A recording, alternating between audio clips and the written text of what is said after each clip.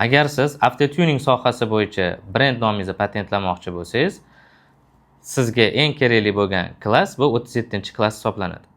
Endi siz patent markazlarisiz, hech kimning yordamisiz, o'zim brendimni patentlab olaman deydigan bo'lsangiz, eng avvalo siz hujjatlarni to'g'ri to'ldirishingiz kerak bo'ladi. Ya'ni bu nima deyiladi? Talabnomani to'g'ri shakllantirish deyiladi. Siz talabnomani to'g'ri shakllantirib, Adliya vazirligiga yuborasiz. Adliya vazirligiga yuborganingizdan keyin dastlabki tekshiruv bo'ladi va sizga to'lov qilishingiz uchun Adliya vazirligidan invoice yuboriladi. Invoice'da siz to'laydigan miqdor, agar jismoniy shaxs sifatida o'z nomingizga patentlamoqchi bo'lsangiz, 1,648,000 so'm to'lovni amalga oshirasiz.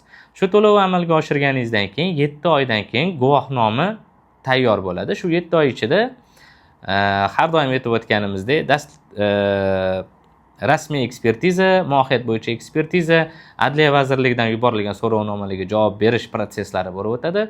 Shu proseslardan eson-omon o'tib olsangiz, brend nomingiz patentlangan hisoblanadi. Ya'ni guvohnoma bojini to'lovini qilsangiz bo'ldi.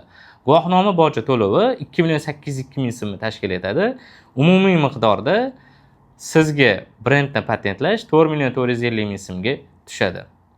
Bizani yo'qotib qo'ymaslik uchun Instagram sahifamizga obuna bo'ling va bu videoni avtotuning faoliyati bilan shug'ullanadigan tadbirkor do'stlaringizga jo'natib qo'ying.